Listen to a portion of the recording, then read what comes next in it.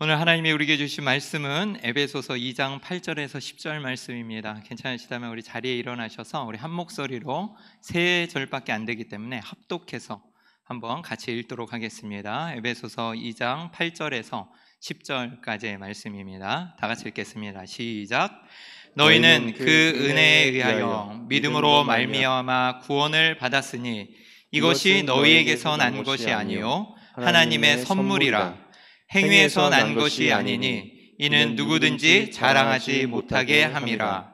우리는 그가 만드신 바라 그리스도 예수 안에서 선한 일을 위하여 지으심을 받은 자니 이 일은 하나님이 전에 예비하사 우리로 그 가운데서 행하게 하려 하심이니라. 아멘.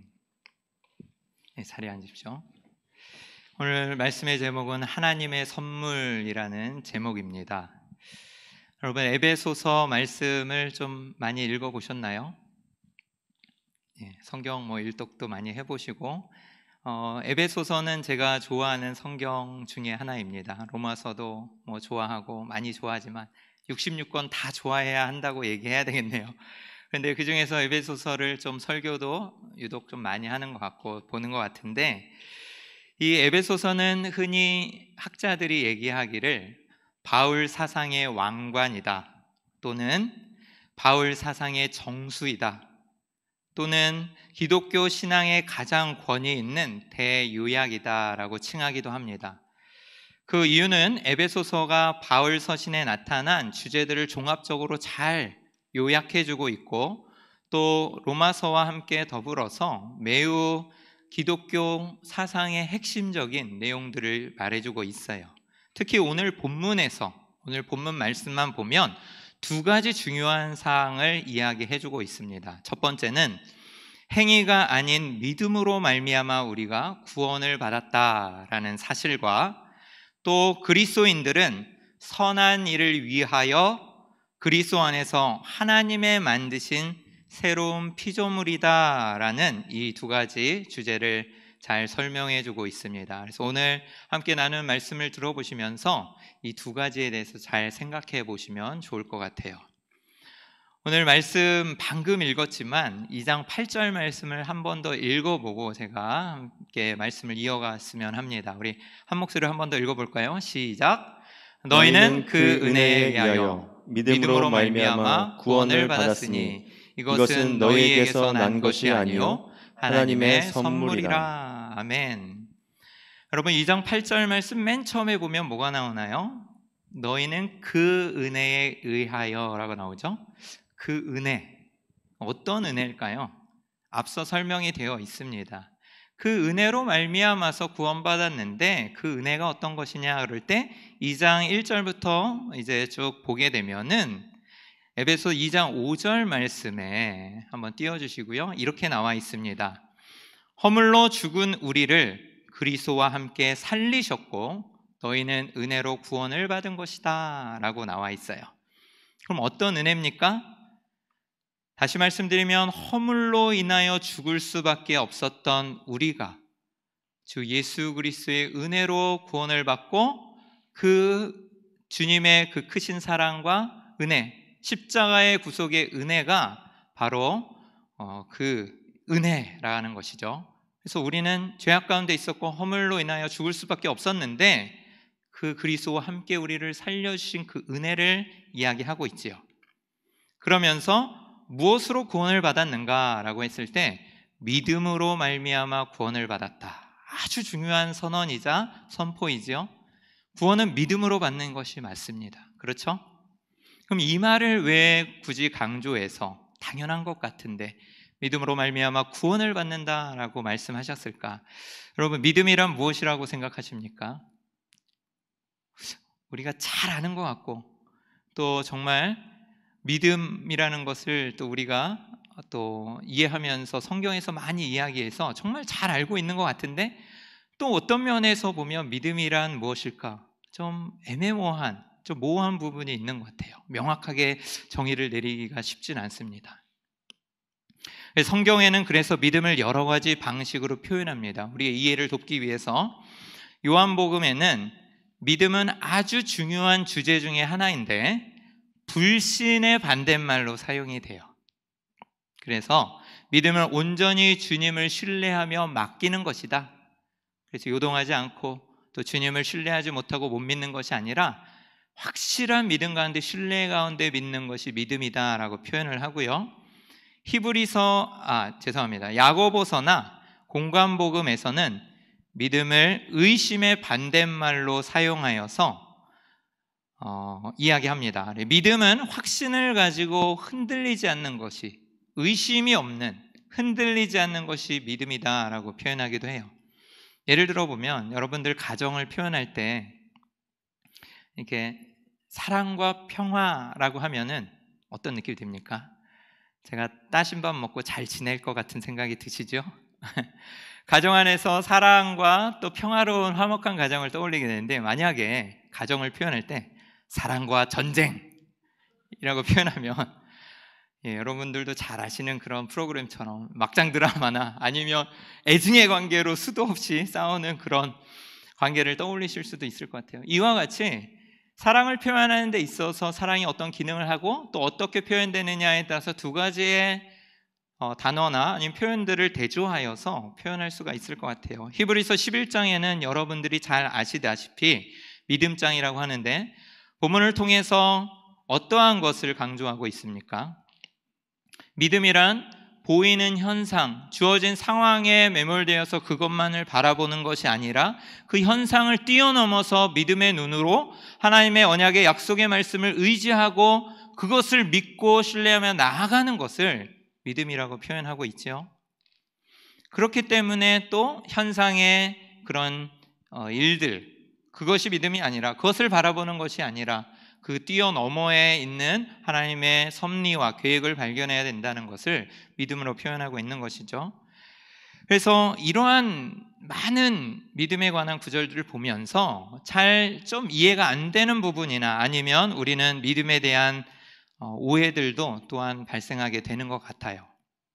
몇 가지의 오해를 좀 살펴보게 되면 일반적으로 믿음이 단순한 지적인 동의로만 생각하는 경우들이 있습니다. 제가 목요일마다 우리 목사님과 또 성도님들과 함께 전도를 나가고 있는데, 전도를 하면서 느끼는 딜레마가 하나 있어요. 예수님을 믿으라고 이제 복음을 전할 때 전혀 믿을 것 같지 않는 분이 눈물 글썽이면서 복음을 다 듣고 예수님을 주로 받아들이고 영접 기도까지 하면서 정말 인격적으로 예수님을 만나는 분이 있는가 하면 정말 나이스하고 잘 믿을 분 같은데 이렇게 넘어올 것 같고 까딱까딱 하는데 계속해서 복음을 전해도 좀 생각해 보겠다거나 영접을 안 하는 분들이 있어요. 그럴 때 제가 이분들에게 예수님에 대한 지적인 동의를 강요하면서 또 예수님 구원하여 주신 건 죄인인 것을 강요하면서 계속해서 좀 지적인 동의만을 구하고 있는 것은 아닌가, 확실한 믿음을 가지지 않고 그것을 또 제가 그렇게 해서 넘어가서 영접을 하게 된다면 그것이 믿음일 건 분명히 맞겠지만, 또 제가 그렇게 지적인 동의를 너무 강요하여서 그렇게 마지못해 고백하는 것이 아닐까라는 생각을 잠깐 할 때도 있었습니다. 여러분, 지적인 동의만으로는 믿음이 될 수는 없어요.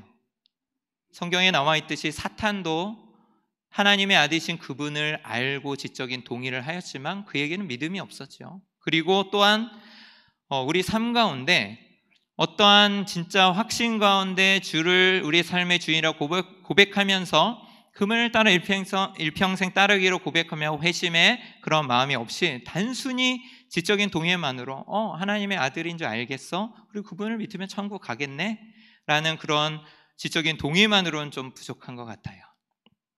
또한 어떤 분들은 확신과 믿음의 차이를 잘 구분하지 못할 때가 있는 것 같습니다. 물론 저도 예전에 그런 경우가 있는 것 같아요. 어떤 경우에는 일종의 확신이라고 부르는 믿음을 그러니까 확신을 믿음으로 착각하는 경우가 있습니다.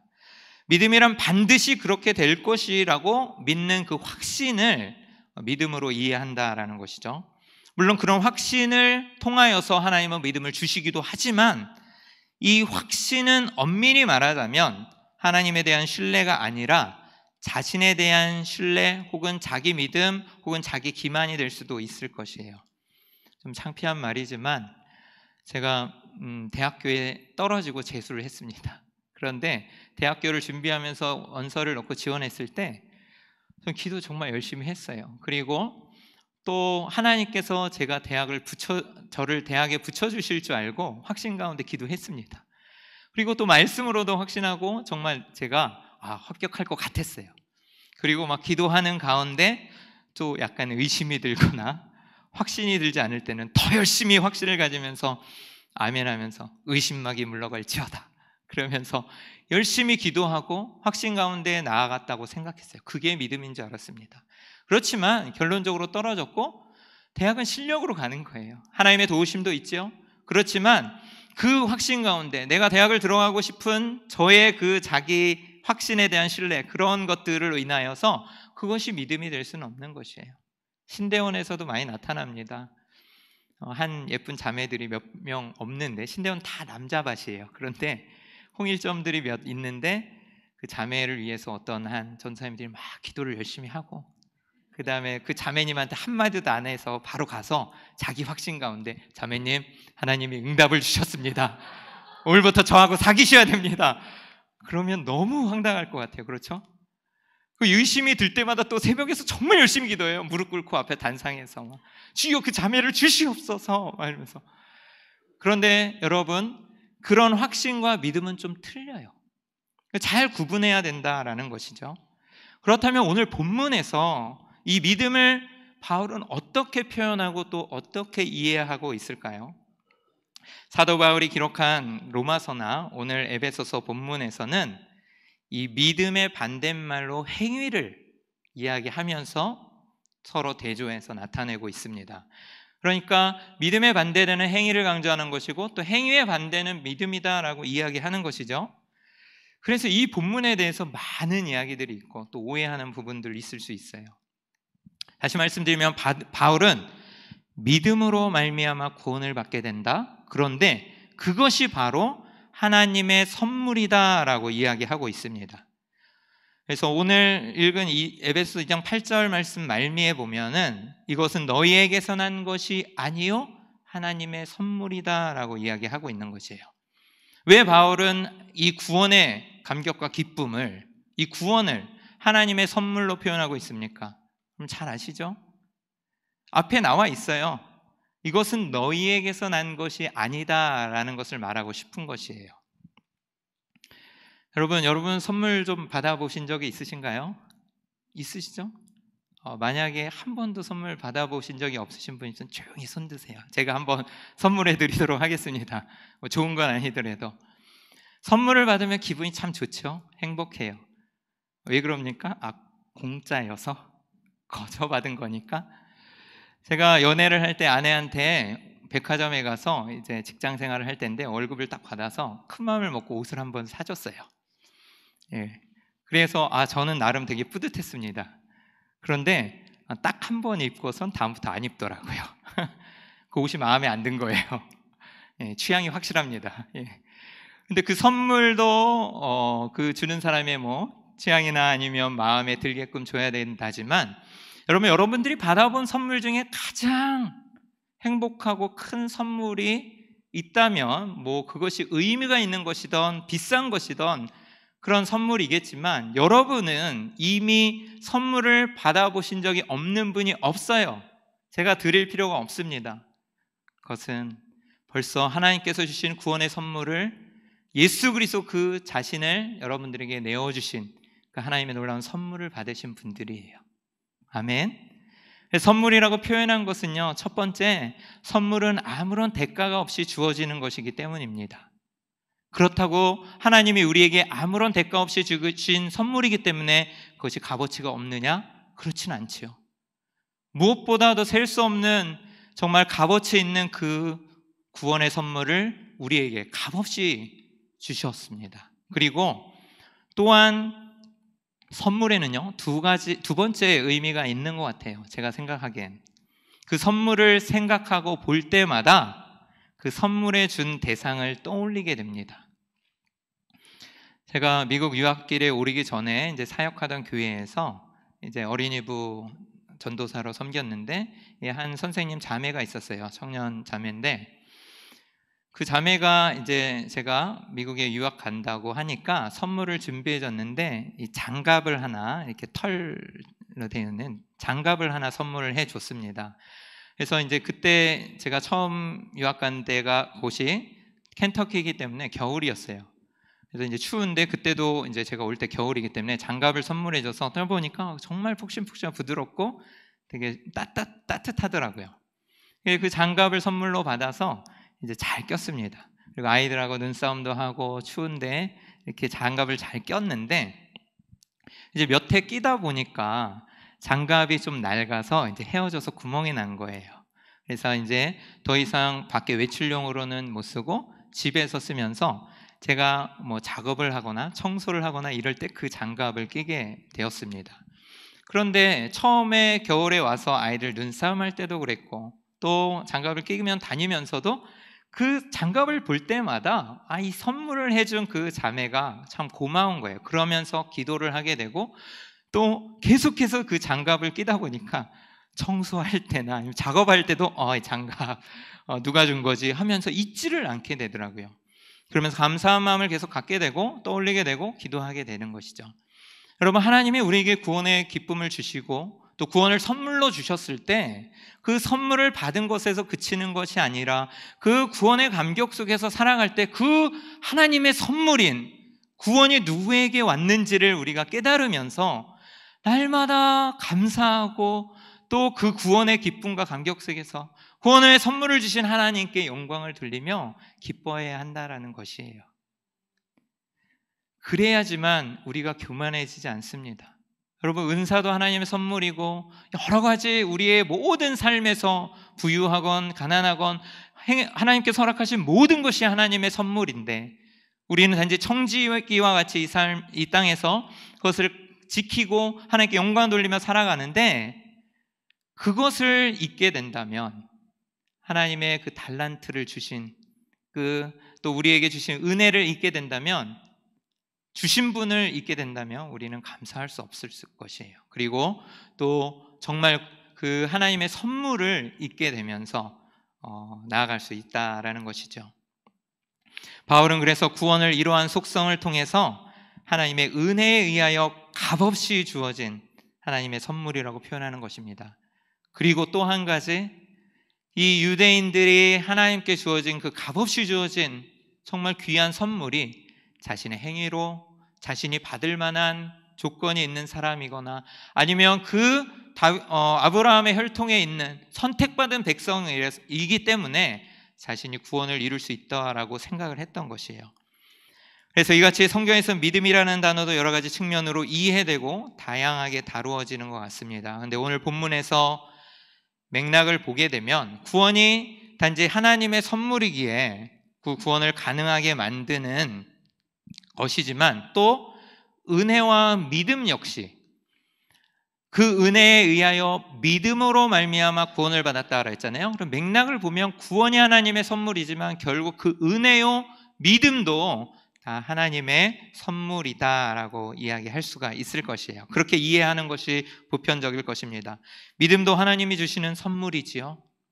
우리가 한 번도 뵌 적이 없는 예수 그리스도를 2000년 전에 이 땅에 오셔서 십자가를 지시고 우리를 위하여 피를 흘리신 그 대속하신 그 예수 그리스도를 단지 우리의 죄를 용서해 주셨다라는 그 사실만으로 삶의 주인으로 모시고 또 믿음으로 구원의 확신을 가지는 이 모든 일들이 마치 기적과 같은 일이죠. 하나님께서 믿음을 우리에게 허락하여 주시지 않는다면 가능하지 않은 일일 것입니다. 하지만 여기에 두 가지 문제점이 발생하게 돼요.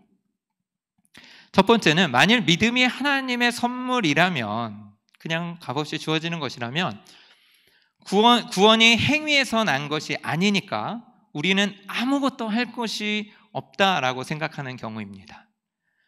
믿음 그냥 주시고 구원 주시는데 우리가 할 게 뭐 있어? 하나님 다 하시는데 라고 생각하면서 아무런 그런 행동을 하지 않는 것이 옳다라고 생각하거나 아니면 또 하나는 만일 믿음이 하나님의 선물이라면 우리에게 믿음이 없는 것은, 우리에게 믿음을 주시지 않은 것은 우리 책임이 아니고 하나님 책임이다. 하나님이 안 주셨는데, 그래서 내가 믿음이 없는데, 이렇게 이야기할 수도 있다라는 문제점이 있겠죠. 그 말은 하나님이 주셔야 생기는 믿음이라면 내 책임이 아니겠다 싶은 거죠. 그런데 그렇지 않습니다.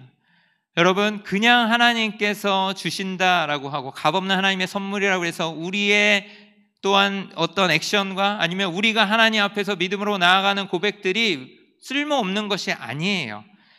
여기에서 말하고 싶은 것은 하나님께서 정말로 한 사람의 믿음이 개인에게 어떻게 생기는가에 관하여서 언급하고 있는 것이 아니라 인간의 그 의지적인 결단과 노력이 아무 소용이 없다라고 얘기하는 것이 아니라 하나님의 우리의 인간의 의지와 상충될 이유가 하나도 없다라는 것이에요. 다시 말하면 바울이 이 기록된 말씀을 이야기한 것은 행위와 믿음의 관계를 설명하여서 행위가 필요 없다라고 얘기하는 것이 아니라 그러한 논리를 펴기보다는 구원의 과정과 조건이 하나님의 선물이라고 말한 의도는 9절에 명확하게 나와 있어요.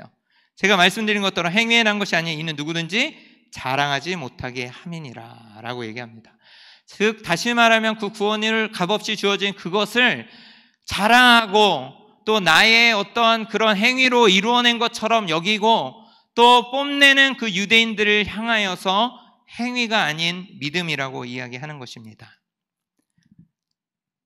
어떤 분들은 성경에 누구든지 예수를 믿으면 구원을 받는다고 해서 교회에 나가도 또 예배를 드려봐도 아니면 성경을 좀 읽어도 구원을 받을 사람들이 다 정해져 있으면 그런 노력들이 헛된 것이 아닙니까? 이런 말 할 수 있어요. 그리고 그렇게 된다면 그건 좀 부당한 일이 아니겠습니까? 라고 얘기할 수 있지만 제가 한번 다시 말씀드리지만 믿음이 하나님의 선물이라고만 생각하고 행위와 전혀 관련 없다고 생각하면 그렇게 생각될 수도 있습니다만 하나님의 선물이라는 말이 강조하는 것은 받은 사람의 의지가 없거나 혹은 받은 사람의 의지가 중요하지 않다라고 말하는 것이 아니라 자랑하지 말라라는 것이에요. 하나님의 구원의 선물은 자랑할 것이 없다라는 것이에요. 유대인들의 이야기를 통하여서 한번 말씀드려 볼게요. 당시 유대인들은 선민의식이 대단한 사람들이었습니다. 그래서 유대인들은 하나님의 선택받은 백성이었고 그들은 혈통적으로 아브라함의 자손이었고 또 구원을 받는다라고 생각한 사람들이었어요. 또한 율법의 행위로 물론 다 지키지는 못했어도 그 율법의 요구를 자기는 지켰다라고 자신이 착각하는 믿음을 가지고 있었고 그 구원의 상태를 유지할 수 있다라고 생각한 사람들이었어요. 그러니까 자기는 구원을 받을 만한 합당한 존재였고 그만큼 노력하였고 행위를 하였고 그래서 나는 구원을 받을 수 있다라고 생각을 하였던 것이에요. 그런데 자신들은 이방인들과 다르다라고 생각했고 구별되었다라고 생각했고 또 율법도 지키지 않고 정말 할례도 받지 않은 저 불결한 이방인들에게 이제 그 구원의 은혜가 값없이 주어지는 하나님의 선물이 되었어요. 여러분 어떨 것 같습니까? 여러분의 모든 노력과 행위와 또 여러분들이 정말 믿고 이루었던 것이 다 숲으로 돌아가고 진짜 구원 못 받아야 되는 저 이방인들과 모든 민족들이 하나님의 구원의 선물을 받게 되었고 아무런 공로 없이 그냥 주님의 백성이 된다는 것이에요. 억울했겠죠? 정말로 그 당시에 그 유대인들을 생각하면 너무나 억울했을 것 같아요. 그렇지만 하나님의 구원의 계획은 행위와 노력이 아닌 하나님의 전적인 은혜이자 선물이었습니다. 그래서 우리도 아무런 자랑할 것이 없는 것이에요. 여러분, 요즘 현대 시대에는요, 많은 것들을 자랑합니다. 교회에서.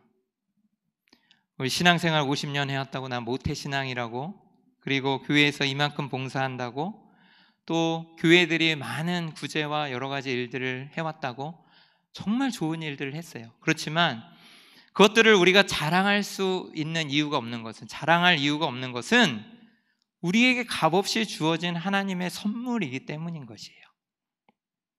여러분, 우리 공로로 된 것은 아무것도 없습니다. 오직 자랑할 것이 있다면 주 예수 그리스도의 십자가뿐인 것이죠. 자랑할 것이 없다는 말을 통해서 우리가 오해하지 말고 주의해야 할 것은 행위가 중요하지 않다라고 말을 하고 있는 것이 아니에요. 구원을 위하여, 믿음을 향하여 우리가 나아가는 행위가 너무나 중요합니다. 하지만 구원을 위하여 우리가 자랑할 것이 없고 구원에 우리가 조금이라도 어떠한 행위로 미칠 수 있는 것들이 없다라는 것이죠. 그래서 오히려 구원을 받은 백성은 예수 그리스도 안에서 행위가 중요하다라고 바울은 강조하고 있습니다. 오히려 오늘 본문은요, 바울은 행위가 중요하지 않다라고 무시하는 것이 아니라 행위를 강조하고 있는 구절인 거예요.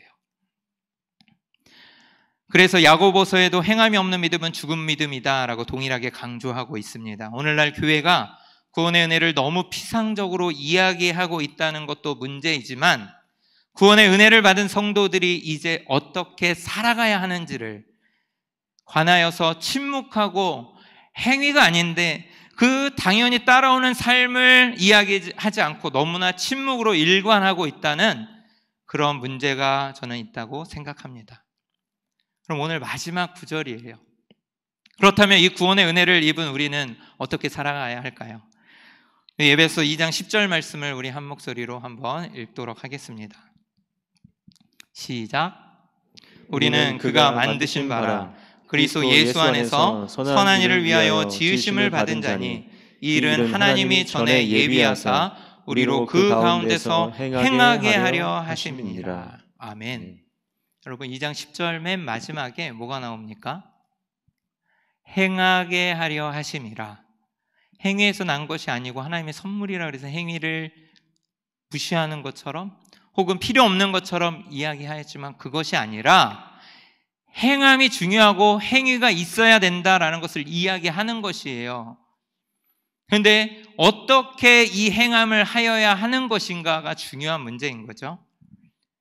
바울은 우리를 구원의 새로운 피조물로 표현하고 있습니다. 우리는 그가 만드신 바라. 그래서 하나님의 새로운 피조물이라고 이야기하고 있어요. 여러분 잘 아시는 말씀 고린도후서 5장 17절을 보게 되면은 뭐라고 나와 있습니까? 그런즉 누구든지 그리스도 안에 있으면 새로운 피조물이라 이전 것은 지나갔으니 보라 새 것이 되었도다. 이제 허물과 죄악 가운데 죽은 진노의 자녀였지만 이제 하나님께서 새로운 신분을 허락하여 주시고 주님의 자녀로 삼아주시고 이제 새로운 피조물이 되었다는 거예요. 그 유명한 헬라 원어로 얘기합니다. 그래서 그 마스터피스라고 하죠. 포이에이마, 예수 안에서 선한 일을 위하여 지음받은 새로운 피조물이다, 존재다라고 얘기하는 것이에요. 여러분, 이 하나님의 귀한 이 정체성, 자녀로서의 정체성을 자각해야 할 것이에요. 하나님이 만드신 걸작품이고 이제 하나님의 뜻을 따라 나아가는 새로운 피조물인데 어떻게 살아갈 것이느냐? 이제 새로운 사명 가운데 허물과 죄 가운데 행하였던, 허물과 죄 가운데 죽을 수밖에 없었고 죄의 절망적인 상태에 빠져서 행하였던 우리의 의의를 드러내고 우리의 탐욕과 욕심과 우상 숭배와 같은 그런 마음으로 나아갔던 우리가 이제는 그렇게 행하는 것이 아니라 주 예수 그리스도 가운데서 이제 선한 일을 행하도록, 선한 일 가운데서 행하도록 만들어 주셨다라는 것이에요. 구원의 은혜를 받은 우리는 이제 아무 자랑할 것이 없고 오직 그분의 은혜 아래서 하나님 사랑과 이웃 사랑을 실천하며 살아가는 존재로 지으셨습니다. 아멘. 오늘 사도 바울이 말하고자 하는 두 가지 대조, 요것만 말씀드리고 말씀을 맺을까 합니다. 첫 번째, 우리는 허물과 죄 가운데 있었다라는 것이에요. 여러분, 우리의 공로는 없고 또 죄의 무게가 그렇게 가볍지 않고 죄의 절망적인 상태에서 벗어날 수 없었던 우리를, 그 진노의 자녀였던 우리를 이제 선한 일 가운데 있게 하셔서 새로운 피조물로 삼아주시고 또 이제 우리 개인을 위하여 우리가 쌓았던 그 율법의 의나 행위가 아닌 자기 자랑과 나의 의가 아닌 이제 그리스도를 향한 선한 일 가운데 행하도록 그 구원의 감격과 기쁨 속에서 그 구원의 선물을 우리에게 허락하여 주셨습니다. 아멘. 사랑하는 성도 여러분, 이제 우리는 자랑할 것이 없고 하나님께 그 거저 받은 하나님의 선물을 감사함으로 기억하면서 살아나가시기를 주님의 이름으로 축복합니다. 아멘. 기도하겠습니다. 우리 이 시간 말씀 생각하면서 한번 기도하면 좋겠습니다. 하나님, 지금까지 우리를 지키시고 또 우리를 구원하신 그 구원 계획은 우리의 어떤 행위나 노력이나 자랑이 아니요 전적인 하나님의 은혜이자 선물이었습니다. 하나님께서 허락하여 주신 그 선물을 값없이 주어졌다고 너무 귀하게 여기지 못했고 또 감사함으로 날마다 기뻐하며 또 하나님께 기쁨의 예배를 드리지 못했습니다. 하나님, 용서하여 주시고 다시 한번 구원의 기쁨과 감격을 회복하고 하나님이 우리에게 허락하신 그 많은 하나님의 값없이 주어진 선물을 다시 한번 깨달아서 정말 주님의 참된 자녀로 살아갈 수 있게 인도하여 주시옵소서. 하나님, 겸손케 하시고 우리의 의를 드러내지 않게 하시고 다시 한번 하나님 우리 삶 가운데 믿음을 가지고 오직 주님께 영광 돌리는 주 예수 그리스도 가운데서 선한 일을 행하며 이제 우리를 위하여 행하였던 모든 일들이 주님을 위하여 그 선한 일 가운데 행해지는 주님의 자녀 될 수 있도록 축복하여 주시옵소서. 우리가 믿고 있었던 많은 것들을 이 시간 내려놓습니다. 하나님, 우리 하나님의 선택받은 백성이고 구원의 자녀였다는 것으로 기뻐하였지만 그것이 우리의 특권이 되었고 그것이 우리의 믿음이 참으로 세상 사람들에게 특권이 되어서 우리만 하나님 잘 믿고 축복받고 구원받는 백성으로 생각하여서 주변 사람들을 돌아보지 못하였습니다. 하나님, 복음으로 그들을 안타까운 마음으로 여기지 못하였습니다. 다시 한번 하나님 그 안타까운 마음으로 영혼들을 바라보며 다시 한번 기도하며 복음 전하게 하여 주시고 다시 한번 믿음과 하나님 회의 가운데 하나님께서 우리에게 주신 그 구원의 감격과 은혜 가운데 정립하고 다시 한번 우리가 주님 안에서 행하며 나아갈 수 있도록 축복하여 주시옵소서. 우리 사랑하는 성도님들 삶 가운데 하나님 축복하여 주셔서 이제 죄 가운데 있었던 우리를 구원하여 주신 새로운 피조물로서 하나님 만들어 주셨사오니 그 합당한 삶을 살게 하시고 우리의 의나 행위가 아닌 예수 그리스도의 선한 일을 우리 삶 가운데 행할 수 있도록 인도하여 주시옵소서. 이 시간 우리 주여 한번 외친 다음에 다 같이 기도하도록 하겠습니다. 주여